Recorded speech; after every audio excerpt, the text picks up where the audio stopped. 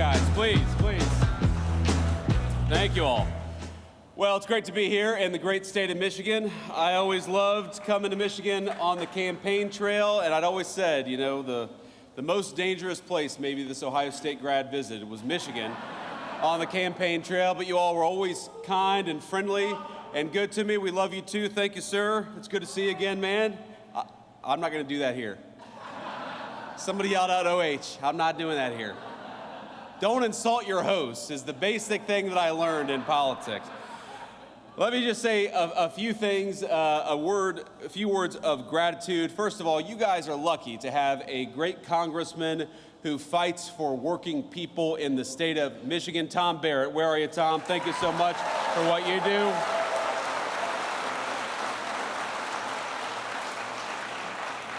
We talk a lot about the working families' tax cuts. We talk about no taxes on overtime, which we are proud to deliver. No taxes on tips, which we are proud to deliver. The lowest taxes that we've had in this country in a very long time because Tom Barrett went to Washington and fought for the people of this district. Thank you so much, Tom, for everything that you do.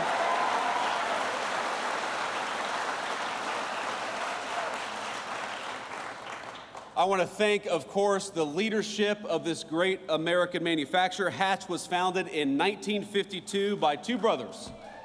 Where are we at here? Where's the leadership of Hatch at? Thank you, guys. Stand up. Come on. Let's give them a round of applause.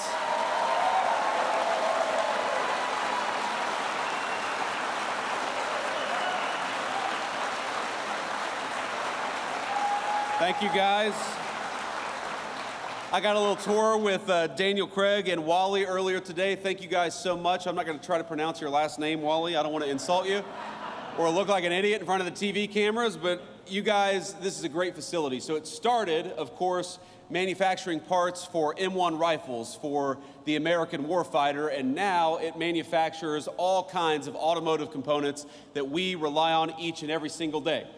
And one of the things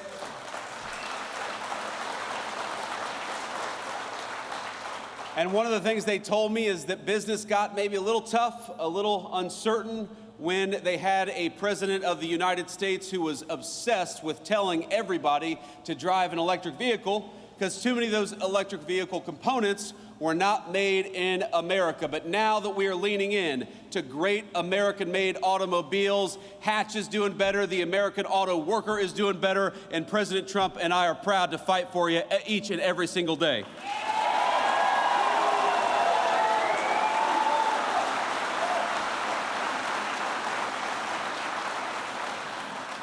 I've also got to thank our incredible Secretary of Labor. You just heard from her, Secretary Chavez de Reimer. Let's get a round of applause for the great Secretary of Labor.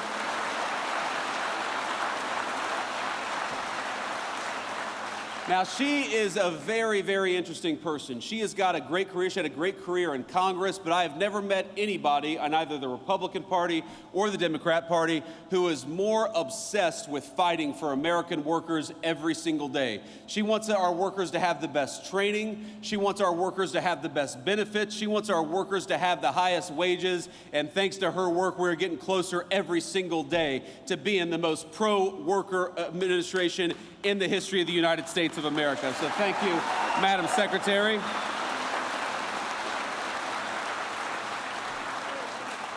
We also have Michigan GOP Chair Jim Runstad. Where's Jim at? Jim, thank you for everything that you're doing. Now, Jim did such a good job during the last election in 2024 that the previous GOP chair, Pete Heckstra, is now our ambassador to Canada. So if you do a really good job, man, you might just get a promotion. Who knows? But he's doing a great job here in Michigan, and we're going to fight with him for the next couple of years to make sure that we're electing candidates who actually serve the interests of Michiganders and serve the interests of the American worker, and that's what we're here for, and we'll never forget it. So I want to say just one thing about my friend Charlie Kirk. I want to talk about Charlie Kirk for a little bit. And the last group I want to have be recognized here is we have got a lot of kids, and I hate to call you kids, but when you're 41 years old, you guys are kids. TPUSA is a great organization founded by my friend Charlie Kirk that takes the message of free speech and conservative values all over our college campuses here in the state of Michigan and elsewhere. And we've got some proud TPUSA folks here. Would you guys stand up and be recognized by the crowd? We love you.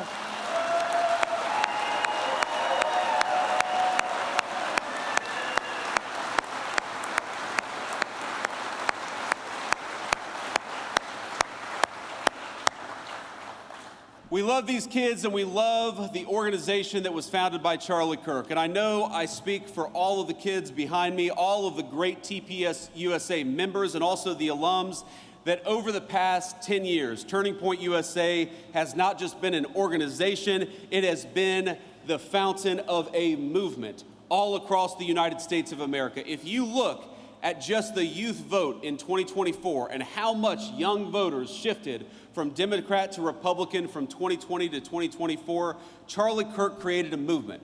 And that movement made Donald J. Trump the President of the United States, and it made me the Vice President of the United States. I would not be here without Charlie.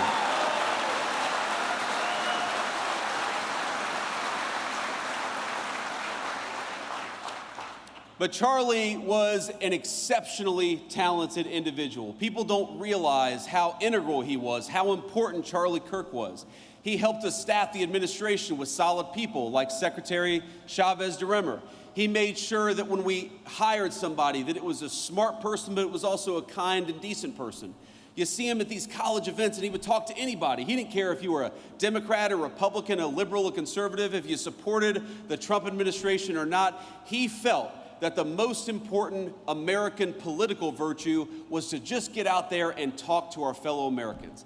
And I hate to say that a week ago, he was doing what he did best, he was doing what he loved, and an assassin gunned him down for daring to say things that that assassin thought were wrong or shouldn't be said.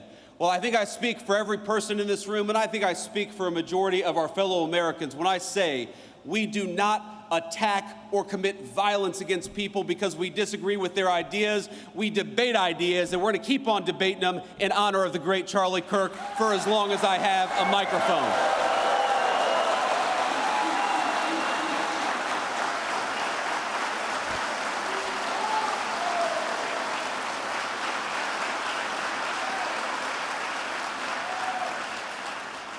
But the last thing I want to say about Charlie, my friends, is he was more than a political organizer, more than a person who literally helped make me the Vice President of the United States. And I'll never forget it, Charlie, that I would not be here were it not for you.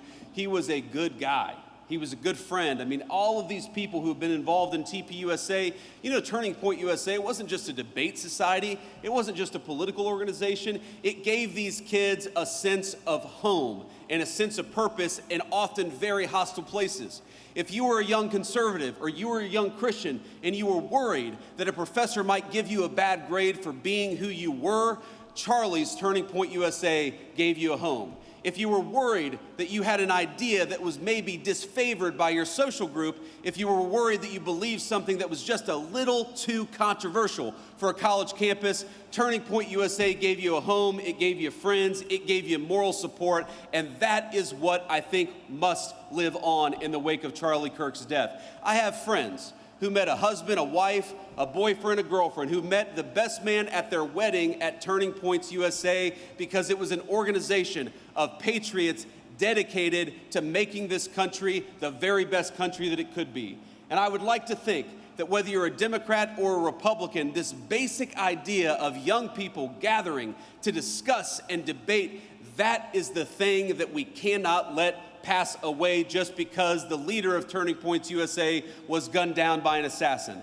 And I want to let you know that whether you're a Democrat or a Republican, whatever your belief is, I will fight for your right to speak your mind. We reject political violence and we reject the crazy left-wing radicals that gunned down our friend Charlie Kirk. Let's talk to one another and not try to shoot each other down for disagreeing.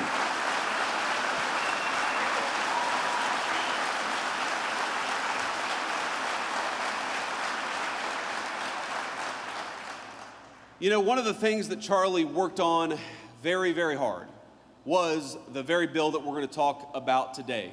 I remember having so many phone conversations, so many text conversations with Charlie about how to make the bill better, about how to do more for working families, because you know what, Charlie, he believed exactly what I believed and exactly what the President of the United States believed, that we have got to rebuild the American dream, especially for our young people, which is why this big, beautiful bill does so much to bring American manufacturing back to the United States of America.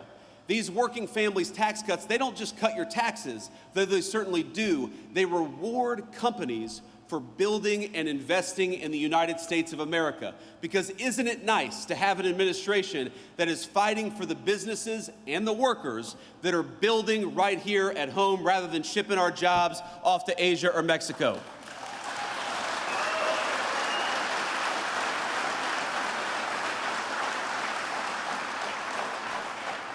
We fought for no taxes on overtime and no taxes on tips because we want you to keep more of your hard-earned money.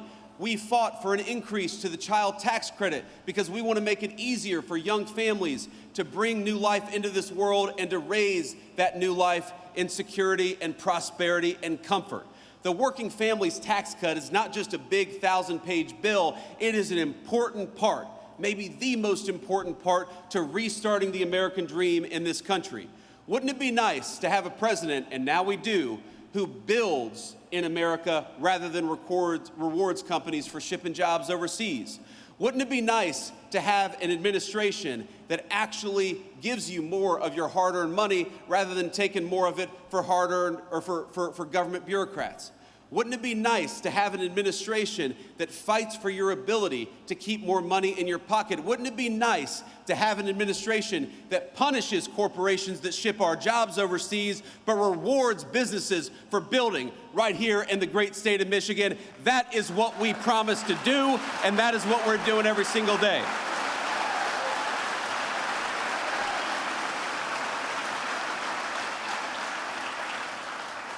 Now, I don't know if you saw the headlines this morning, if you turned on the TV this morning, but the president right now is participating in a great state visit to the United Kingdom, our closest ally, of course, going back to the very beginning of our country when we didn't always agree very early on.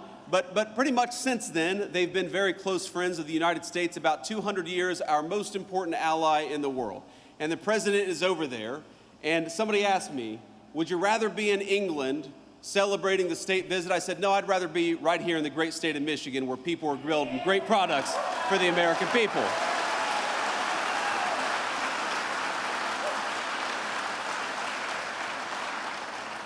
So with all due respect to our great president and all due respect to the King of England, I am so proud to be right here where I am today, with all of you talking about all of the ways in which we can continue to build an America that works for normal Americans again. And that means a lot of things.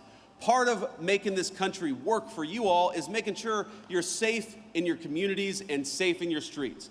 And one of the proudest things the President of the United States has done in Washington, D.C. and in Memphis as of a couple of days ago is to send the National Guard to take back American streets. We deserve to be safe in our communities again, and that's what the President is making happen.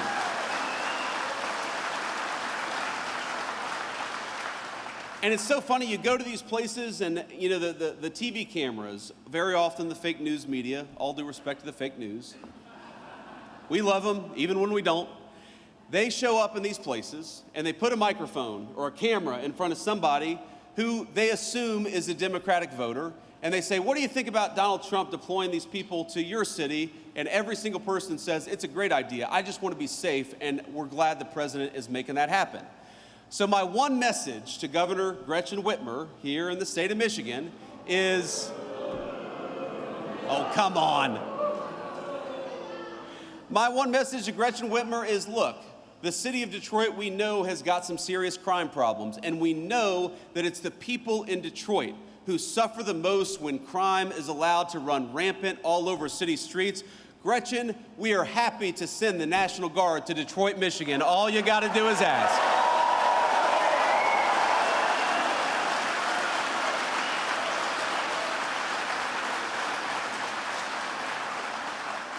We got to remember, the streets are safer when law enforcement is allowed to put the bad guys away.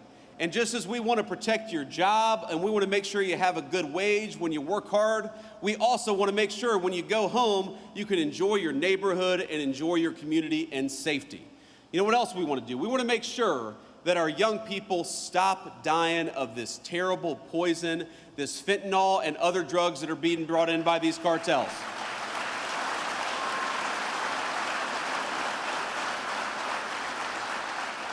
And I'll tell you a little story. I was talking to our great Secretary of Defense probably about a week and a half ago.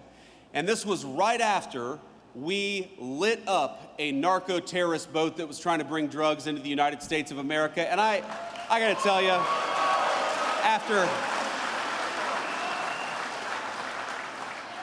I am a child of the war on terrorism era. I served, just as Tom did, in our military. I deployed to Iraq as a United States Marine, a young enlisted United States Marine. I am proud to have a president who is sending our military to light up the cartels that threaten our people in our own backyard.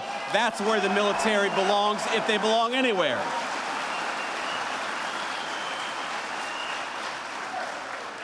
So I was talking to I said Secretary of Defense, but our new Secretary of War, Pete Hegseth.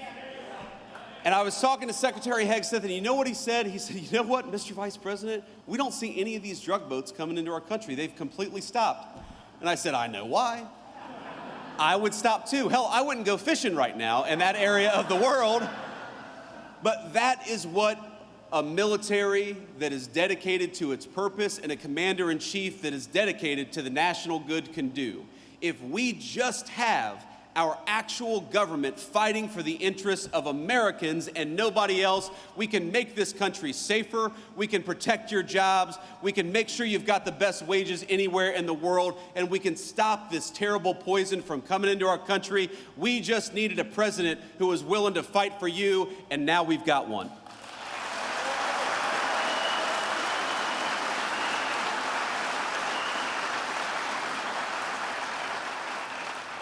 So let me leave you with this final thought here. Look, I grew up in a community, you heard Secretary Chavez de Remmer mention this, that I grew up in a community where the American dream seemed to be disappearing, where the jobs were getting shipped overseas, where the factories were closing down.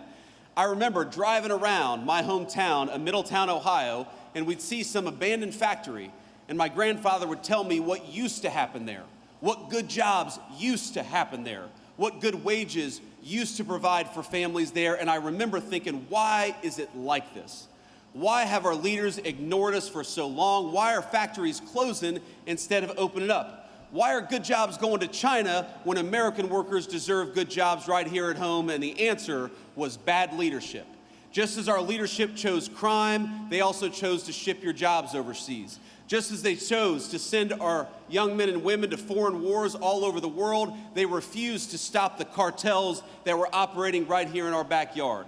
And I believe our sacred promise and our sacred duty is to make this country even better for the next generation than it was for the generation that came before. That is why we're doing the things that we're doing. But I want to tell you, I'm never going to forget where I came from. I am never going to forget that I was a little boy who was worried about why the jobs were disappearing. I'm never going to stop fighting for the auto workers to have good jobs right here at home. I'm never going to stop.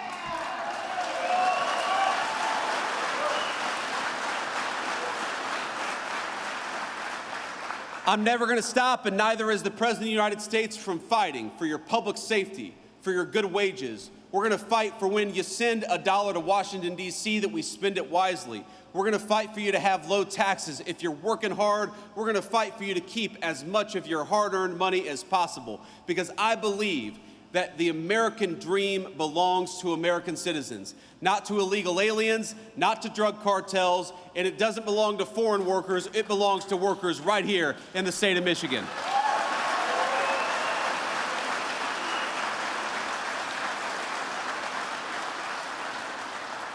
So I hope you remember, when you're voting in 2026, you have a choice between somebody who tried to fight for the illegal aliens and somebody who tried to fight against the drug cartels. You've got a choice between somebody who is trying to get good law enforcement officers to be able to do their job and those who demonized our cops and demonized our National Guardsmen. You've got a choice between politicians who shipped your jobs overseas and politicians who fought to keep good American jobs right here at home. Ladies and gentlemen, in November of 2026, we are going to have to make a choice. Let's make it for America, for our workers, and for our families. God bless you all, and thank you for having me.